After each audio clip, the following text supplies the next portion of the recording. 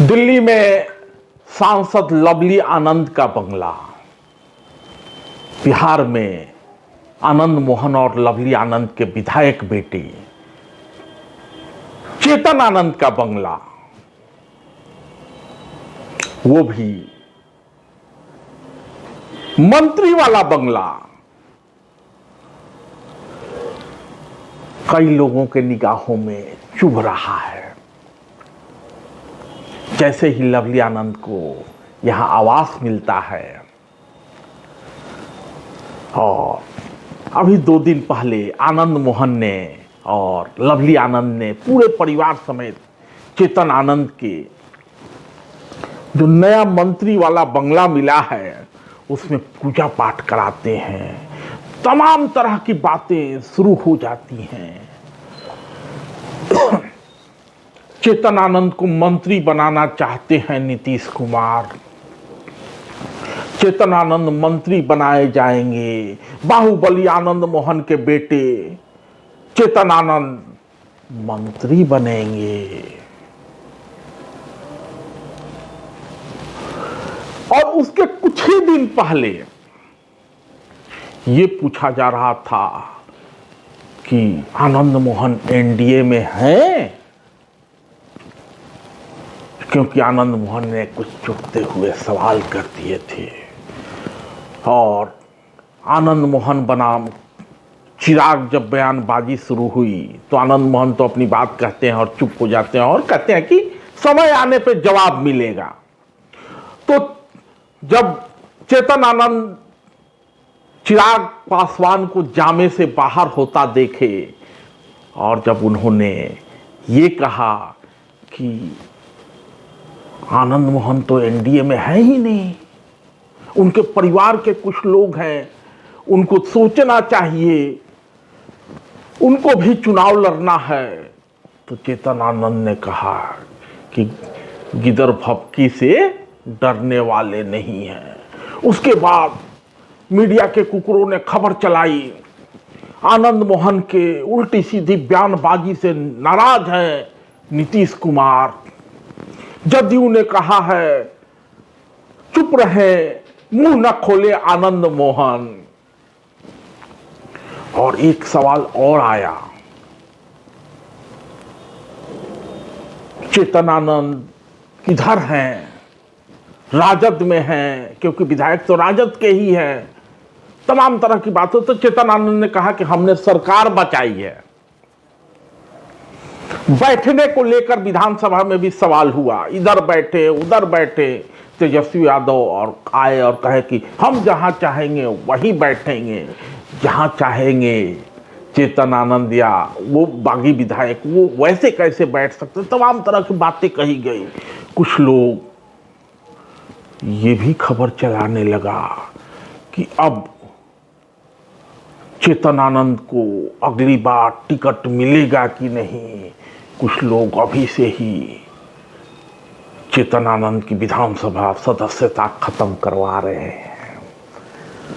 इस बीच नीतीश कुमार चले गए लोक जनशक्ति पार्टी रामविलास के दफ्तर के उद्घाटन में, वहां चिराग पासवान ने आशीर्वाद लिया, तो तमाम तरह की बातें कही जाने लगी।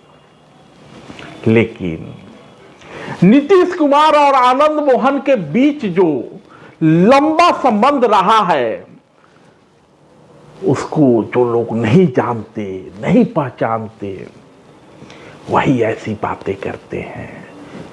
आनंद मोहन जी भी सामने आए और कहा कि हम कोई एनडीए के सलाहकार थोड़े हैं और हमको कोई बोलने से थोड़े ना रोक सकता है। हमको जो उचित लगा वो कहा, सहयोग भी चाहिए और आनंद मोहन पर सवाल भी खड़ा करना। लेकिन इस बीच एक बड़ी खबर आती है और चेतन आनंद को नीतीश कुमार की तरफ से, यानी सरकार की तरफ से मंत्री वाला बंगला मिल जाता है। वहां पूजा पाठ हो गया है। आज चेतन आनंद वहां खेलते हुए भी दिखाई दिए, यानी जैसी जरूरत होती है उसके हिसाब से बंगला आवंटित हो गया है। अब पच नहीं रहा है, मंत्री बनेंगे।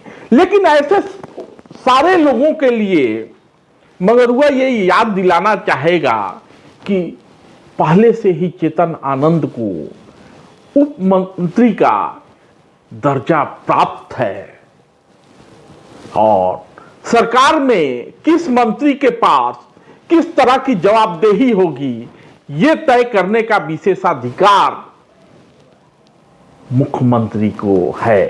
तो नीतीश कुमार जो चाहेंगे फैसला लेंगे, लेकिन दिल्ली में लवली आनंद का आवास और पटना में चेतन आनंद का मंत्री वाला बंगला, ये हर उस आनंद समर्थक का सपना रहा है जिसने 16 साल तक जेल में बंद निर्दोष आनंद मोहन की रिहाई के लिए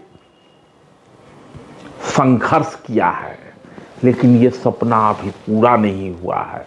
आनंद मोहन की रिहाई हो गई है, लेकिन उन सभी लोगों की आकांक्षा है कि आनंद मोहन की आवाज एक बार फिर से संसद में गूंजे, क्योंकि इसी संसद से निर्दोष आनंद मोहन को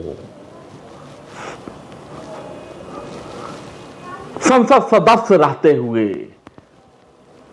कानूनी घेरे में लाया गया था। तो आनंद मोहन भी कहते हैं